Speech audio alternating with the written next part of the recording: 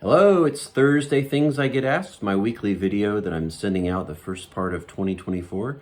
And just felt really inspired that it would encourage people in our church or not in our church to maybe see these videos and, help you understand the way some things work behind the scenes in some case, some of the stuff that we believe and that sort of stuff.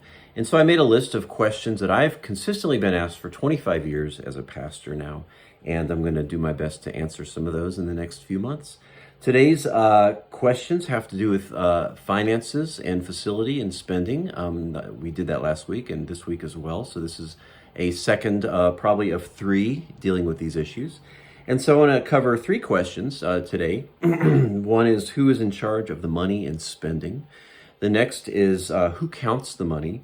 And the next one is, how or does Jeff and the staff know who gives and how much? So these are questions that I get asked a lot. And so let's just answer them. The first one is, who's in charge of the money and spending? So we have a financial board. We have bylaws that our church has functioned according to for the last 25 years of our existence.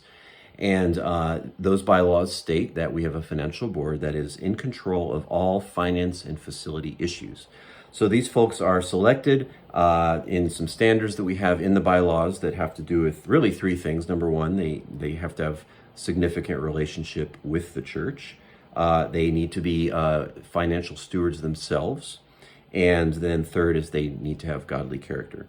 So those folks meet once a year and then several times throughout the year via text, kind of casual meetings, emails, that sort of thing. But so you have a lot of different meetings in there, but we do meet yearly to put down the budget, pray. We usually have cheesecake. It's great. And make those decisions and sign it into budget and make it official. And right now, the current members of our financial board are April Skiffen, Jim Pinkney, Mike Janik, and Jennifer Miller. And so those folks are fulfilling that role. And, kind of part two of that question is, how is the money spent? Who's in charge of that?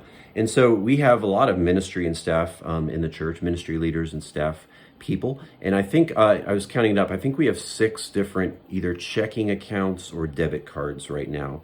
So some of those leaders and staff people have access to those. Others just spend their money. Each ministry has a budget that's given to them, and in some cases the check is just written from an account from someone who has access to that account. And then in other cases, we just do reimbursement checks. So, for example, there's an account and a budget for children's church, for youth group, for worship facility type issues, worship sound equipment rather, facility repairs. We have a budget for technical things. We have a budget for our dry goods pantry. We have a budget for coffee. We have a budget for cleaning, all and on and on and on and on. And money is spent according to that budget in that way. So the next question, number 2, is, who counts the money? Our money, all the money in the church is counted 4 times minimum. It's first counted Sundays by 2 ushers who receive the offering. And then next it's counted by our finance manager, who is Zoe Hickerson, and deposited weekly. And then it's counted a 4th time by the bank teller. So a lot of accountability there with the money being counted and making sure it matches up each time. And then online donations are counted by PayPal, which counts, it's automatic, so that's very easy. And then Zoe logs and counts those, and then the bank ultimately gets those donations as well. So a lot of accountability there with counting the money, and we've never had an issue in 25 years. And then the third part of this is, does Jeff or the staff know who tithes and how much they tithe? And the answer is no. Jeff stays separate from the money. I've, since day one, my mentor in this, he said, Jeff, don't even take a postage stamp.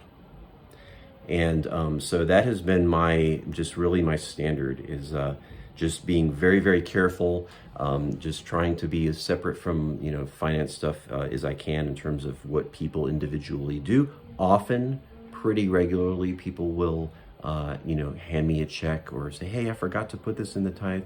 And I just say, don't give me your money, put it in the offering next week. So just trying to, be, very separate from that. I will say that we do require our staff to be givers. It's very important if you're leading and you're even in charge of money that you are a giver yourself. So we require our staff to give a real tenth, a real tithe.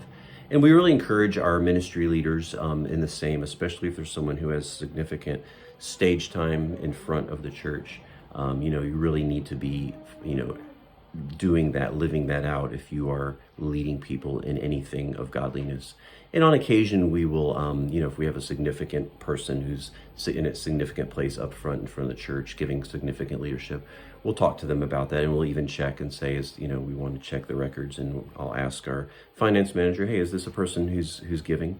Because we want to know that before we give them significant leadership.